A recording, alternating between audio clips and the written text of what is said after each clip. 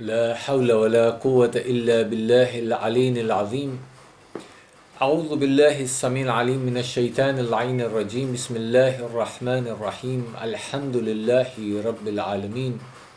My elders, my brothers, Mu'mineen and Mu'minat, Salamun alaykum wa rahmatullahi wa barakatuh.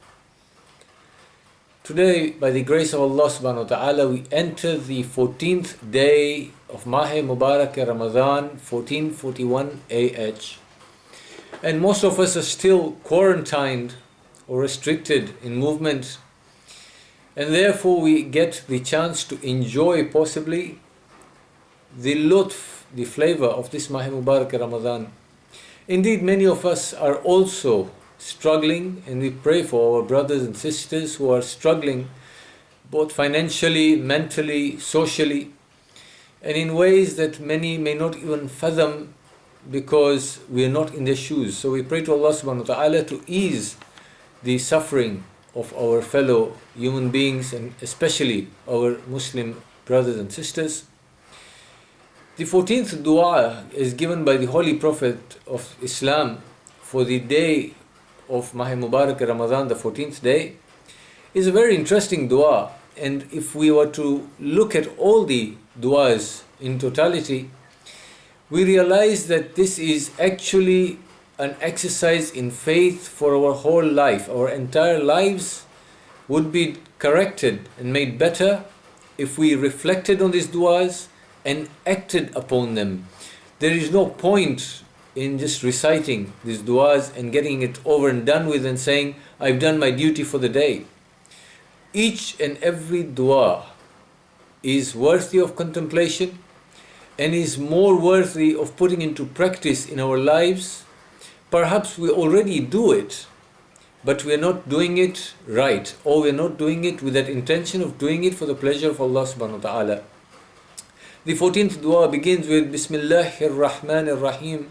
Allahumma la tu'akhidhni fihi bil atharati. Oh my Lord, do not blame me for my slips. Amazing.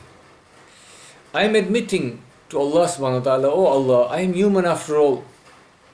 You have given me the liberty. You have given me the freedom of choice. This dua actually answers those people who say that man is not responsible for their action. Because here there is an admission that, oh Allah, I have some ikhtiyarat, I have some ability, I have some freedom to do whatever I wish to do. I have some free will. Of course, the ambits of laws of existence and creation, the laws of cause and effect are in place. Allah subhanahu wa ta'ala has put a system which restricts one from going beyond what is their ability. For example, our sixth holy Imam, when somebody comes and asks him about the limits, he says, stand up, and the person stands up, then says, lift one leg, he lifts one leg, and then the sixth Imam says, now lift the other one. And of course the man looks at the sixth Imam and says, oh son of the Prophet, that is impossible.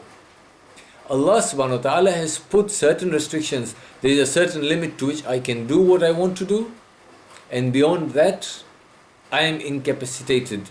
It is beyond the physical realm or the physical capacity of a human being or any creation of Allah to go beyond certain limits. But here I am saying, oh Allah, do not blame me on this day. I am asking you, do not blame me for my slips. Small mistakes inadvertently made in my day-to-day life. Now here a good example is when a traffic cop catches you, and I'm sure all those who drive have faced this situation. When you suddenly stop for a small offense, you just went 5 kilometers over the speed limit, or you just happened to jump a red light as it was turning red, you may have inadvertently overtaken somebody or cut their path when you're not supposed to have done it, thinking everything was clear, and this cop stops you. And what do you tell the cop? Look at my history. I have hardly ever made mistakes. Of course, we don't mention the number of small mistakes we got caught for and we just got away with it. But we tell the cop, look at my history. As long as the history is clean, you confidently say, look at my history, pretty clean, one slip, let it go. So I'm telling Allah subhanahu wa ta'ala, oh Allah, please do not blame me, do not hold me responsible for my slips. And the next line is, وَأَكِلْنِي فِيهِ مِنَ الْخَطَاءِ وَالْحَفَوَاتِ. Oh Allah, do not hold me responsible for my wrong deeds and flaws. Sometimes flaws are inherent. You're born in an environment where everybody is doing it, or the family norm is to do it, and you continue the tradition, and someday you wake up and realize this is not shar'an correct. This is not humanely right. For example, there are places in the world where even today certain traditional beliefs are still being upheld in the name of tradition, and the children who are born into these communities or societies continue doing it not knowing the harms of it. But of course, as they are educated and as they come to realize and have sha'ur and thought and understanding, and they feel this is not right, this is not how it should be, this is not what Islam wants from me, and inshallah they change. But some of these flaws are inherent. We have taken them on and we've continued with them. Some of them, or many of them, we do not want to change because either they're in our favor or we do not want to rock the boat. Here we're telling Allah subhanahu wa ta'ala, please excuse me for my wrongdoing out of these flaws that I've inherited or I've chosen to ignore. Or, oh Allah, please ignore my deeds done due to this. It's a very interesting tradition that Sheikh Moiz Momin has narrated from the 6th Holy Imam, I beg your pardon, from the 7th Holy Imam. And the 7th Holy Imam has narrated this all the way from the Holy Prophet, whereby it is said on the day of Qiyamah, you and I will be taken there, and perhaps it may be me, and I'll be told, turn towards Jahannam, and the guardian of Jahannam will be told, take this person away and put him in the fire. As the guardian of Jahannam will be taking me away, Allah subhanahu wa ta'ala will tell him, stop. Not stop because he wants to make an about turn about my decision, no. If only it was that. The reality is far more shocking. It is far more embarrassing. On the day of Qiyamah, this guardian of the fire of hell will be told, take him away, but wait. When you put him in the fire, do not burn his feet. This is a tradition from the Aimah alayhimus salam, all the way from the Holy Prophet. He's saying that this man is being put in the fire of hell, but the guardian of the fire of hell is being told, do not burn his feet. Why? Because this man used to walk with his feet to the mosque. And O guardian of the fire of hell, do not burn his hands. Why? Because he used to raise his hands in dua to us. Do not burn his face. Why? Because he used to turn this face towards us. And do not burn his tongue. Why? Because he used to use this tongue to do tilawat of Quran and call upon us. Subhanallah. This Lord is so merciful that he's putting me in the fire of hell, but instructing the guardian of the fire of hell to make sure that my body is not burnt. And this guardian of the fire of hell will ask, what is it you have done? That you believed in this Lord, you went to his mosque, you did his dhikr, you turned your face to him, and yet you're being put in the fire of hell. Do you know what the Prophet said, what the answer is? The answer is that I did everything I did for the sake of other than Allah. Other than Allah. You're doing all the right things in your life. Did you know when you wake up and you go to brush your teeth, that is what Allah subhanahu wa ta'ala wants you to do?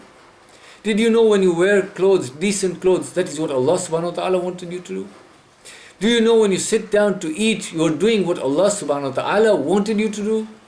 All these small actions that we do on a daily basis, it is what Allah wants us to do, but we're doing it for ourselves, for others. We're not doing it for Allah. Is the intention, I am doing this because Allah wants me to do it? Just a change in intention. A small change in intention. I go to the mosque not because I want to go to the house of my beloved. I'm going to the mosque so that I can socialize with my friends. Namaz is, a'udhu billah, na'udhu billah, a byproduct. Should that be the case? Or should namaz be the reason I'm going, and that socialization is then a byproduct? So I'm telling Allah subhanahu wa ta'ala, oh Allah, all these deeds and flows of mine that you are not really happy with, please do not blame me for these wrong deeds. Excuse me for them. And then the third line is, وَلَا تَجْعَلْنِي فِيهِ غَرَدًا لِلْبَلَاءِ وَالْأَفَاتِ. O Allah subhanahu wa ta'ala, do not expose me to the misfortunes and calamities brought about because of this. Ajib.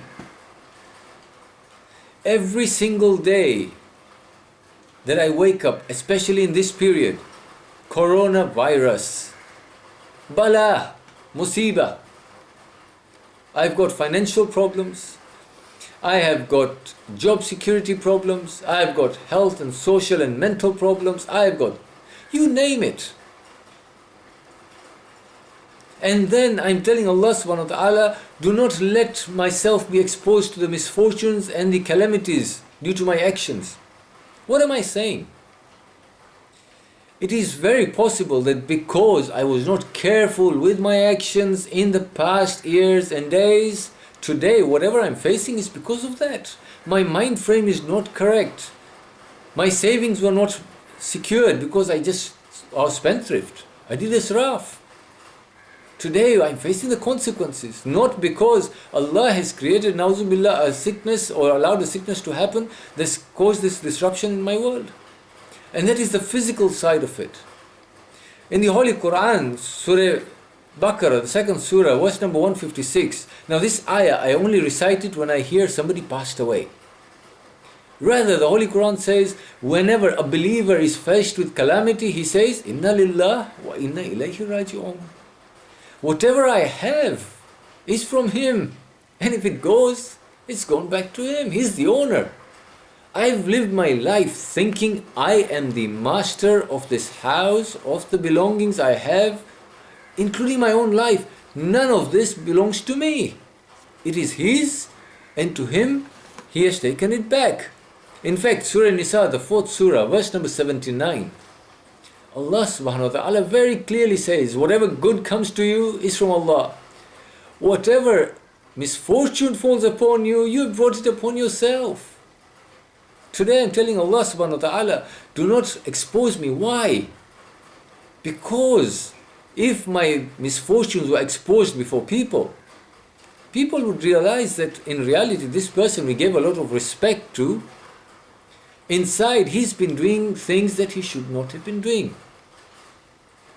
And we end this dua by saying, بِإِزَّتِكَ يَا إِزَّ الْمُسْلِمِينَ.